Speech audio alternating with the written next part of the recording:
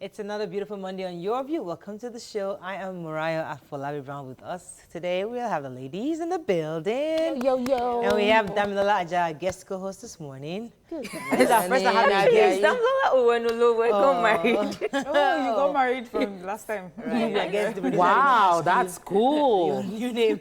Your ring is beautiful, though. Yes. Congratulations. You probably smile like, Yeah, you made the right choice. Are you the right guest for Monday morning? Because you're you have a lot of energy. You have a lot of energy. You are telling... Yes. Let me just keep calm. No, keep calm. No, Be yourself. Mariah, I think this energy is good It's for good for Monday morning. Most people don't like Mondays, so it's good. Yeah. How was your weekend, Mariam? Oh, my weekend was fantastic. I spent... Grandma is around anyway. Yes, she's at home, and so she's got the kids engaged, so it's not me that has to be, On the game. So that one is good. But over the weekend, I saw something that I was really proud of. I went to the Palms, and on our way in, driving in, there was a car in front of us, and he was asked to open his boot, and he didn't, or he couldn't, and they asked him to turn around and park, so he refused. And the security officer, I was just watching to see what they would do. They stopped. So what they did, they created another way for us to go past him and did not let him leave that place until, he opens his boot. Because usually what you would see is that maybe the security officer will let them go in, or something would exchange hands. But I was so impressed. There was no one watching them. There was nothing, and they did that. And it just makes me proud, and, Yeah, we need to celebrate every little thing, right? Celebrate this little thing. Yeah, because you have this look. You have this look like, what's the big deal? But we don't do the right. Very big deal. Okay. In a society that we don't do the right things, and we don't celebrate people that do the right things, every little thing counts. That way would inspire more people to take it up. Top say, how was your weekend? I was in Owo. Yeah. And Owo was very interesting. It was cool. It's Ondo now? Always in Ondo after Akure. It was a long journey. I wish we would have consistency of good roads, because you see there'll be some good patch and then a very, very terrible parts, and then a good patch and terrible patch. So I think we could do a lot more concerning our roads. There's room for improvement, especially if we want to integrate trade between states and thereabouts. But it was fun. Mariah, it's annoying. Men don't understand that, as in, I wonder for you that you're not wearing wedding ring, but like you're wearing wedding ring, and someone was asking me that people wear fake wedding ring now. They try to use it to push people off. I'm not joking. And someone was telling me that I said I'm married. They're like, a lot of people wear fake wedding ring. It could just be because you don't want guys to talk to you. Oh, I don't understand. Why you say? Like, good to know that we're still in the market. You are not in the market. Real? This is not in the market. You got toasted. How did it make you feel? How did you make you feel though? It's true. How did you make him feel?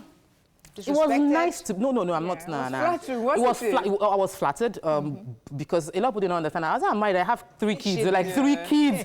I'm like, hey, okay, so it's good. But it was still like... It wasn't. Some people were not pleasant about it. I think you should be, if you want to approach a woman, approach with respect and be cordial. Don't disrespect anyone because you feel like, oh, I'm like, I'm married. I'm like, no, a lot of you guys are faking it. Let me come to them. You just got married recently. Yeah. How many months now? I think I got married April. Oh, officially April. And it's been a fun ride. Good days, bad days, ugly days. Just trying to learn to understand your partner.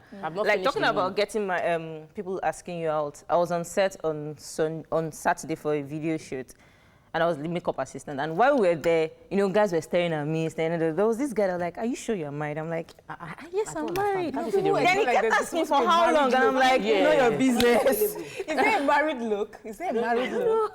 Anyways, congratulations again. Thank you very much. This is a time where you have to learn a lot of the lessons. You have to be open-minded. I mean, like an advisor. Open-minded.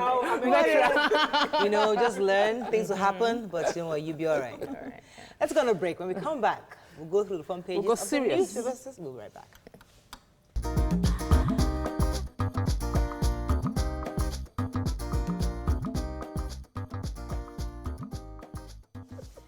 Thanks for staying with us. We're going to start with the punch. Minimum wage. We're losing patience. NLC wants federal government. Lagos police find 2 children kidnapped by nanny in Benin Republic. And cloning allegation, it's real me, Buhari responds. Remember those 2 kids? I think it was Nadia and Khadija. Nadia and Khalifa. So they were found at around the Seme area. So the lady's name, the nanny that stole them, her name is Busayo, but the police are saying that that may not be her real name and that she's part of a syndicate. So this was planned for her. And we know the story. She was sent to pick up the kids from school. And yes, that's because scary. I'm about to have a kid, and I'm thinking of getting a nanny, and I'm so scared of getting a nanny. I'm so scared of getting it because you can't even afford to get a new nanny because you don't know where they're coming from. So I'm so scared. So the thing is, use agencies so that there's always someone that office and that have done background check. Or use family. And then we pray. You know, here we pray. And funny enough, said that she was just working for them for 8 days. And they already knew her in So school. that's my question is, how does she go to the school and in 8 days they're willing to release those kids to her? I suppose security. They desperately needed somebody. So the moment she resumed, So they they introduced introduced her her to to school. School and did all that. I don't Moving think on we to the should. nation very quickly. Buhari, those who wish to be dead behind clone rumor. It's real me, I assure you. I will soon be 76, my birthday. Super Falcons, we welcome them. They did an amazing job. And we should celebrate them more, actually, Super Falcons. 19 drowned as boats capsized in Kwara. Army yet to get approved $1 billion. We'll take that army in a different paper.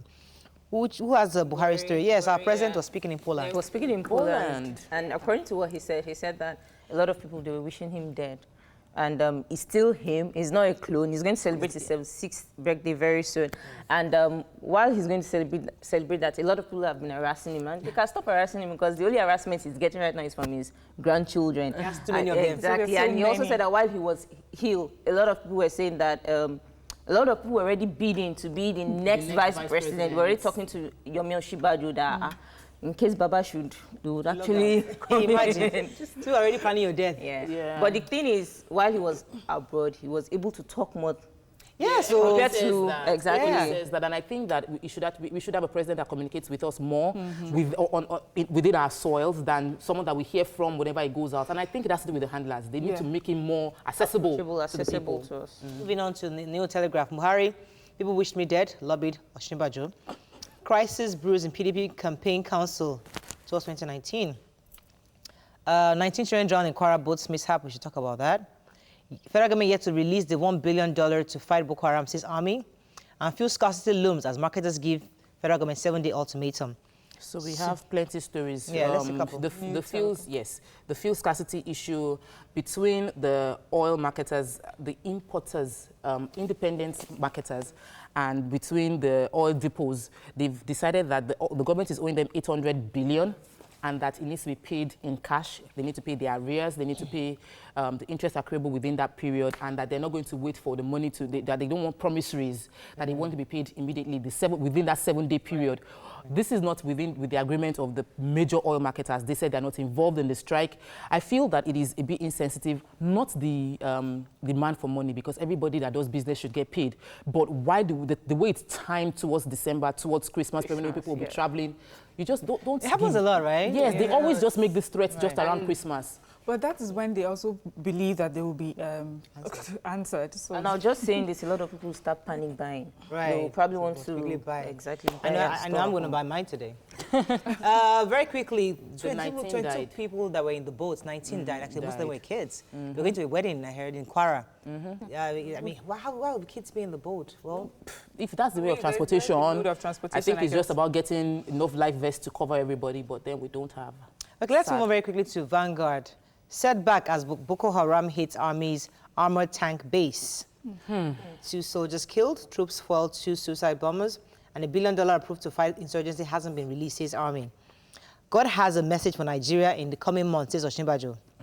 Fashion's death shocking, a loss to Nigeria, says Akeredolu and Mimiko. I'm not cloned, says Buhari. ASU, federal government withdraws no work, no pay threat.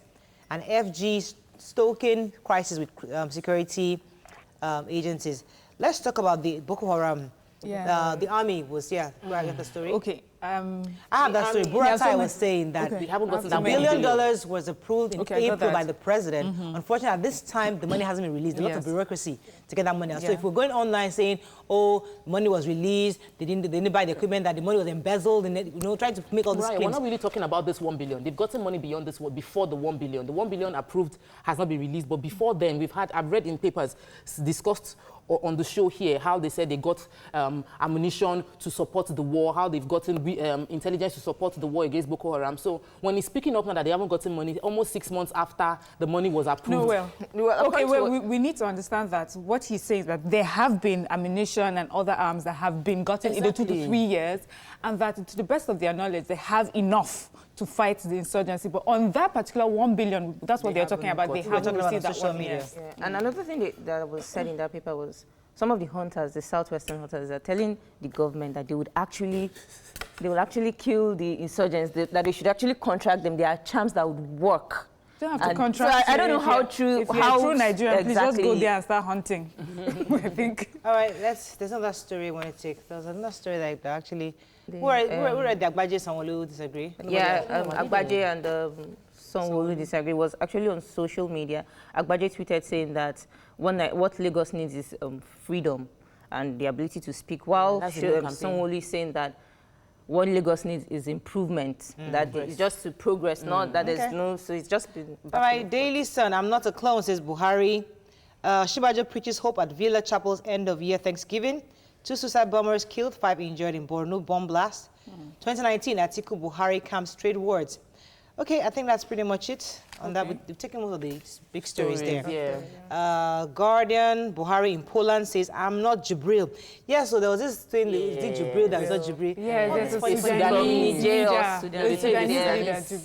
The man says, Namio. And I'm going to celebrate my 76th birthday. Do we have the time for that? Yeah, because you mentioned this story last week, and I thought, why are you giving this story live? But the president had to answer. Yes. So obviously. Exactly, because if there's a, what do you call it? They say nature abhors a vacuum. So if we had not put that information out that this is the real me, I guess that story would have gone round and round and round. And the power of fake news we see. Unfortunately, that's all we can take on Front Page Review. When we come back, we have a special guest. You know, we told you that all these people that say they're running for offices, we'll be bringing them one by one. Let's hear from them. Stay with us. We'll be right back.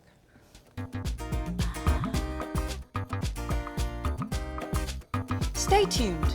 Your View will be right back.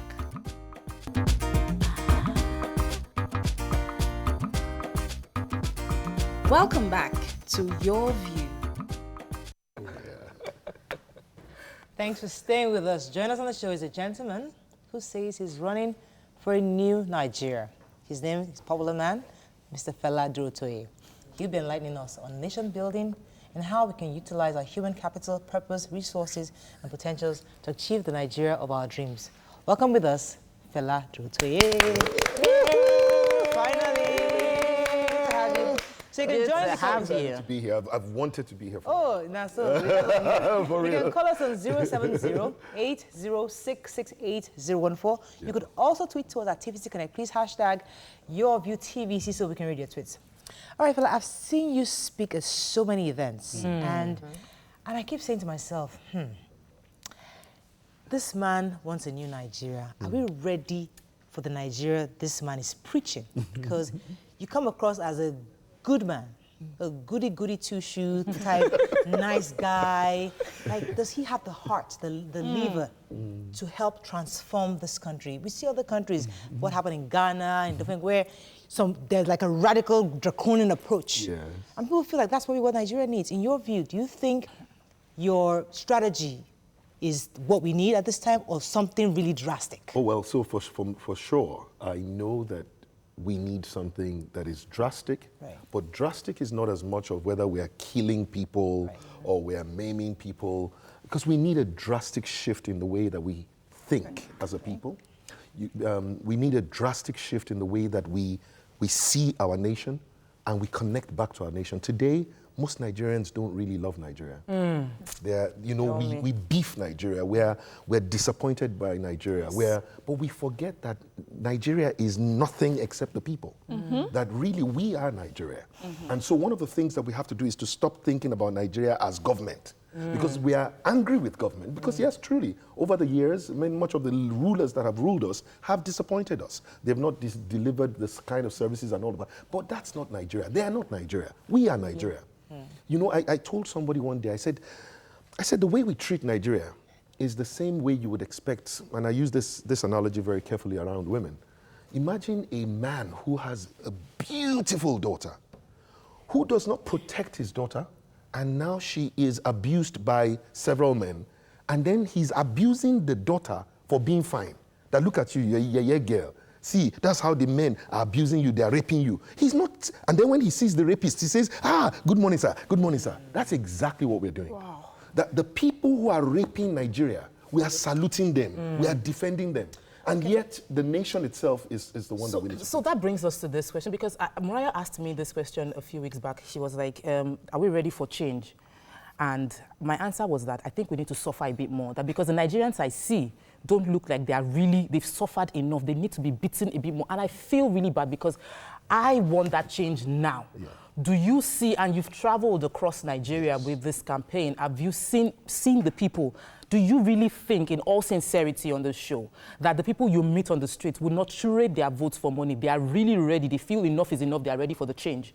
Okay, so I'll tell you what it is I know for sure. And just meeting people all across Nigeria, it's the same one thing. They are not divided in their desire by Muslim, Christian, all the things that we are told divides us as a people. No, we're united in suffering, and almost every Nigerian that I have seen is tired of Nigeria the way it is.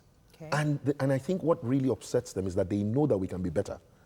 The challenge, though, is that they actually feel helpless. They feel like there's nobody that can fight for us, and I can't fight for myself. They feel like nothing is going to change. That's what most of them feel. It's like their minds have been conditioned to that thing where they feel like, I beg. So a lot of the people that you see collecting 3,000, 4,000 naira, it's not that they want to sell their future. It's that they think that they have no future, and the one that I can collect out of it, even if it's this 3,000 naira, because I'm not going to see them again. They are not going to do anything different. You know, so that 3,000 is almost like, take what I can right now, because they've lost hope. I give you another quick analogy. There's a picture that I show a lot of times when I travel. And I have these town hall meetings. And my town hall meetings are not those ones that you see that somebody goes and makes empty promises. It's really, like you said, it's a nation-building town hall meeting. True. So I usually just get people to come and we talk about nation-building, leadership, And I show them this picture of a horse, big, muscular horse, tied to a chair, a flimsy plastic chair. And usually what we talk about is that the chains that hold us bound are more mental than physical. That horse, if it were to move its head or sneeze, the chair will fly because it has capacity, it has everything it needs to be able to do that. So that's what. So I think that Nigerians need to come to the realization of what they can do. They're tired, but they need to know that they can do something. Okay, so another thing I want to say is, according to what I hear, if someone wants to get under your skin, someone should say something bad about Nigeria. We'll see the other side of you. Now, what do you think Nigeria needs? Do you think we need a leadership skill or a political skill, thus far? Well, let me be sure that I know that it can't be just political skill, and I'm not saying we shouldn't have political skill, because it's in a democratic setting, the political system is what is the engine behind the democratic system. Okay, so you need to know how it works. Okay, but what we need more is leadership, because as we can see, and I always like to say, a lot of the people who have been ruling us for many years have political experience. And political experience is what has brought us the things that we have: pothole in the roads, generators, right? Boreholes. So you can't have water without a borehole. You can't have light without generator. Every time you have to hear the sound of a generator, I always tell people, clap for political experience. Every time you go and you go to a hospital and there's no doctor or that is political experience at work there. Political experience is what usually gets people to try to acquire power onto themselves by denying power from others. And in doing that, we hurt ourselves, you know? So my point is, leadership experience is what we need. Leadership is the ability to make things, people, and places better. Right? Gotcha. Political experience usually makes life bitter, not better. Okay, for me, I think that nation building is really about active citizenship. Absolutely. And when we hear people like you speak, you know, you have the right words to say and people listen to you. But it's almost like church. You go in there, you spend an hour, you feel energized and you're happy. And then you go back to... So do you really think, because I'm going back to what Mariah said, that the type of leadership or change that you're advocating is really quite idealistic. Do you think with the realities on ground, what Nigerians are facing every day that would ever get to that form of nation building, that we Nigerians are really going to one day get to build the sort of nation that can, grow us? Yeah, I believe so. I believe that it is Nigerians that must build Nigeria, because any other way is not sustainable. I know there's an easy way out. Let's get a Rawlings that will come. In the end, Kim Jong-un. I mean, I was talking with a really respected businessman who said to me, "If I had my way, fella, it's the." I said. Then I asked him. I said, "But then when he finishes shooting all the people you want him to shoot, he's still going to have a gun and he's going to point it at somebody else." That's what happened with kidnappers, right? When they started kidnapping expatriates, we thought it was their problem. But then when they finished and all the expatriates ran away, they started kidnapping out. My point is this: the most sustainable way to develop is to get the people to build the nation that they want to give to their children. Okay, I hear you, Fela. You see, but recently I saw a video, it was really painful, of a Lagos candidate. He had put his billboard or poster across Third Mainland Bridge, and somebody pulled it down. Now, I'm not campaigning for this person, I'm not going to mention his name. But the point is that the rich man or the person, the rich man did not pull that thing down. It was the guys, the hoodlums, or the guys on this, the regular Nigerian, that went there to pull down those things across the... No, that was not the regular Nigerian, though, Murayo. The guys that, yes, they're either paid or volunteers, but they are part of a strategy. Those things don't happen by chance. People don't wake up in the middle of the night to just stroll. Somebody instructed them. Yes. How do we boycott these people that they instruct every day? How do we boycott these people, this group of people? Again, by setting up an alternative political system. That's the thing that we're doing, right? That most of the time, the politics as we know it today is the only way that we've always known. So you have people like me coming out and doing nation building, or politics the nation building way, which is different from the way that they've always known it. It's not attacking people, it's not bad-mouthing people, it's not doing character assassination, and people are saying, it's possible, though. Oh, it'll take you many years, don't you think? Well, we will see. It's a long because journey. one of the things that I find out is that, look, the first thing you always ask is, do you want your children to be like the average politician, or do you want your children to be like these guys who are the nation builders? But we're in an emergency. We think this is an emergency situation right now. What do we need to do right now? Respond with an emergency, you are very right. We have to respond. In other words, we don't have the time to say, I'm not going to vote. We are in an emergency. We don't have the time to say, if I vote for this person or the other, I will be wasting my... No, we have to all accept that now is the moment, this is the chance, we've got to rise up, and then make sure you vote your values. Make sure you vote your belief system. That's what we have to do. We don't have time to be hiding in offices and on the phones, we've got to do something. Let's go. When we come back, we'll continue this conversation with Fela. Stay with us, we'll be right back.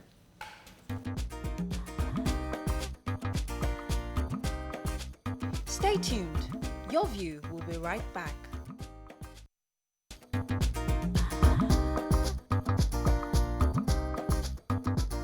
Welcome back to Your View.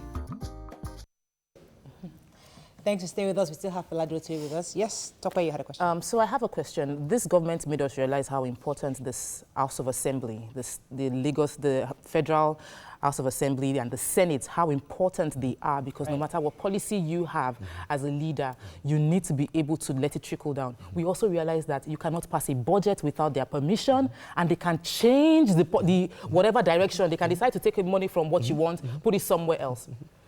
So you said you're not running your own campaign, you're running for a new Nigeria. How are you involving people to bring the change we need, even into the House of Assemblies, that we would have it trickle down everywhere, because one man can't change it? Oh, yes, and I think that this has been my message since last year, saying that, look, no one man can be your savior in Nigeria.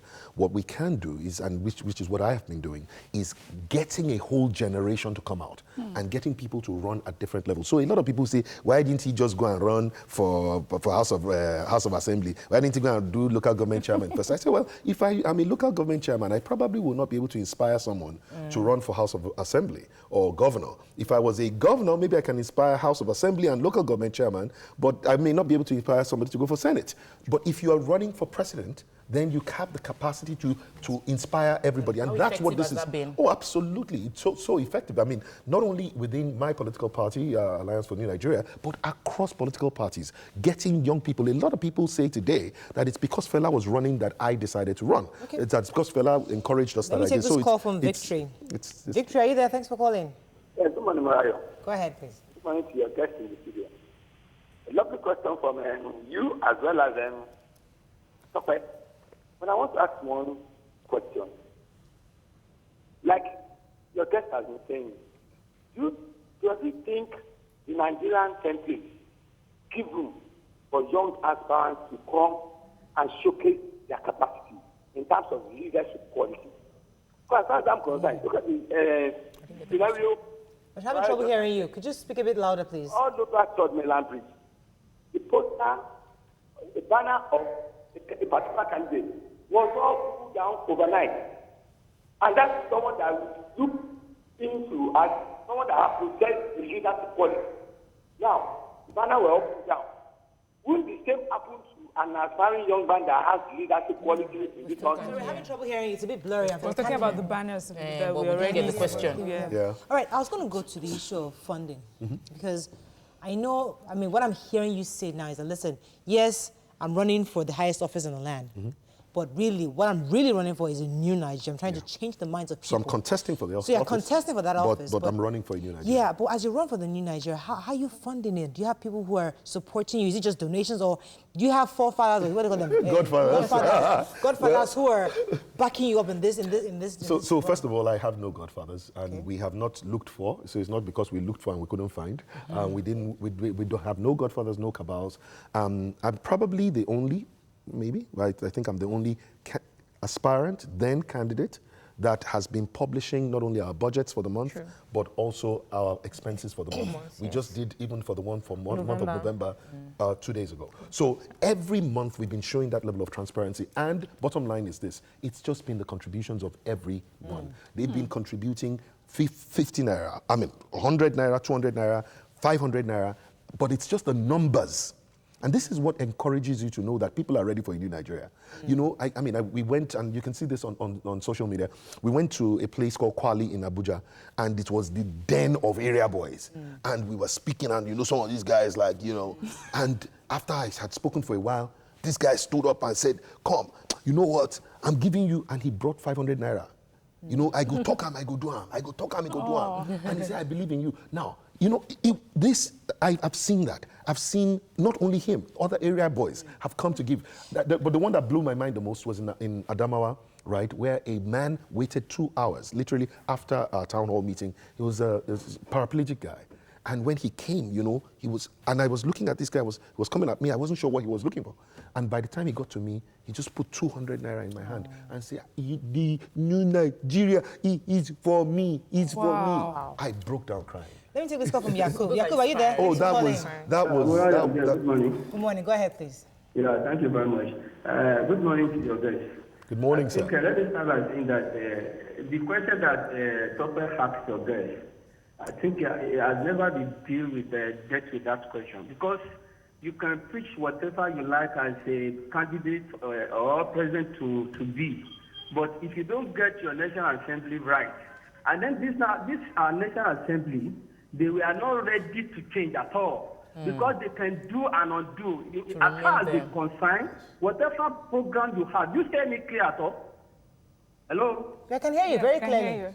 Fine. Whatever program you have, if you don't get National Assembly to be at the same point with you, you go nowhere. That is number one. Number two, sir, did you have any structure at all to even become the president of this country? Because in our area here in Dokpemu, I've never seen your office here in Dokpemu. And then the last question is this: why is it difficult for show warrior of this world, the Fela Durotoye of this world that I'm looking at now, and then the Madam Obi of this world, Mahalo of this world, to come together to present one candidate for Nigeria to follow? For me, though I have my own partner candidate, which is not fall among of you people. Thank you, God bless you. Thank you very much, Yakub. Yes. Okay, so that coalition. Well, he touched on something just before the coalition, which is this issue about you know, the one you raised. So he talked about National Assembly structure and coalition. Yeah. And the first thing I was going to say is that most of the time you notice that whoever is in power, the party that is in power, usually has a majority in the House. And it's because on the same day that presidency voting is taking place, or the presidential elections are taking place, is the same day that federal legislative, and what people do is they just literally arrange the sheets of paper, you know, the ballot papers, so they do presidential, Senate, House of Reps, and they give them one thumb, and they do pam, pam, pam.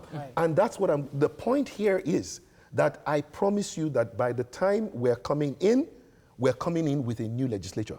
Because the people don't like. In fact, I think that the legislature today is one of the most, in a sense, despised or hated, or, you know, the people are really angry with it. So pretty much that's where, so my point is, people are going to bring in a new legislature. That's how we're going to fix this Nigeria. Okay? Number two, structure. Political structures.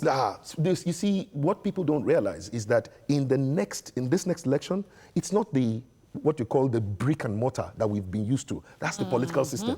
It's not the brick and mortar. In every local government area, we've got people. We may not have the kind of resources to be able to get you your offices like the one that you know, the campaigns that you can have with, but we have people, and it is people that are the structure.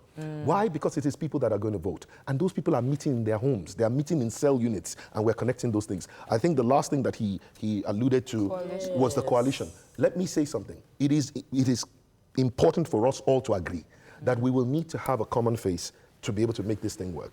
And we have tried once with PACT. I don't know how many of you remember the PACT. Okay, so I put myself up for that. So that tells you I'm up for it. And right now there are conversations that are already going on with Obi Ezekwesili and a few other people and Showore. If you guys do a third force. So it will happen. It will happen.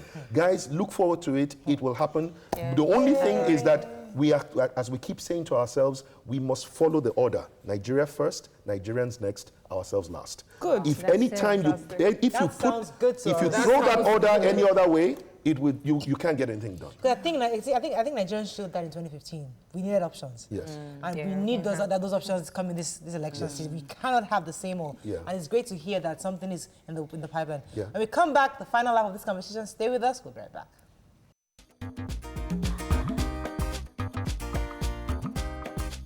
Stay tuned. Your View will be right back.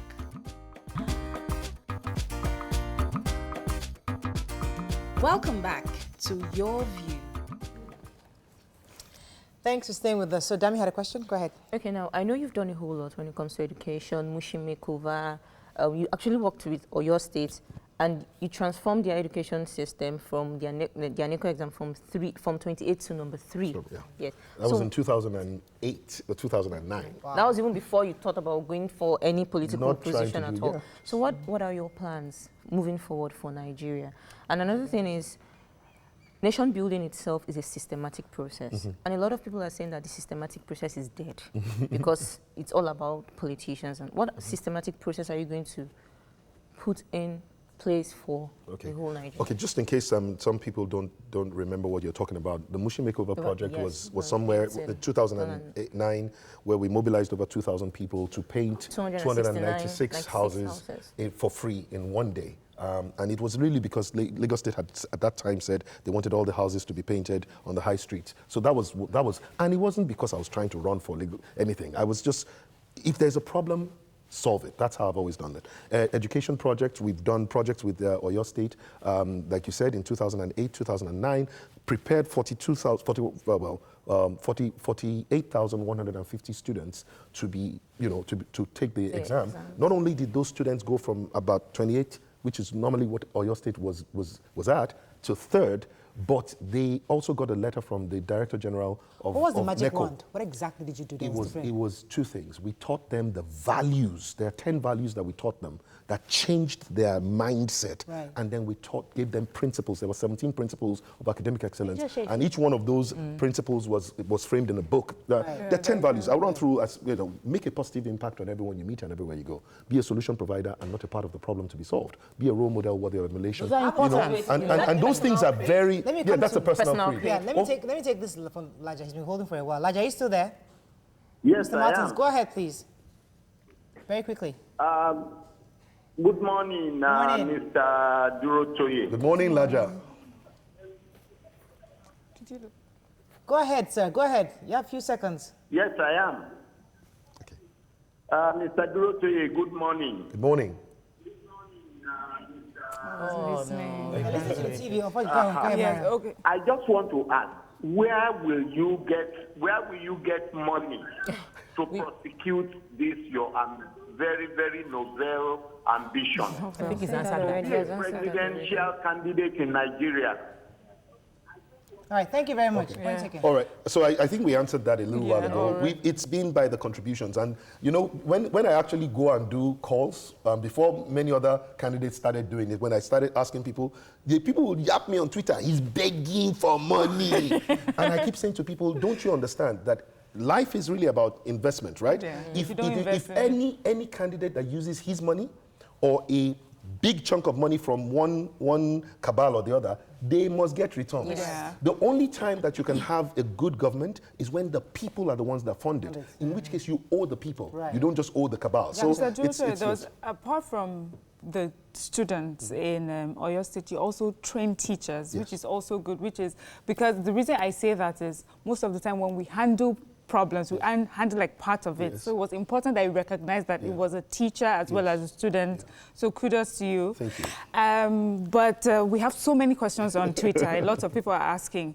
Andrew in Streatham says, let's say Fela Durotoye is elected to power in Nigeria. Will the military and civil service respect him?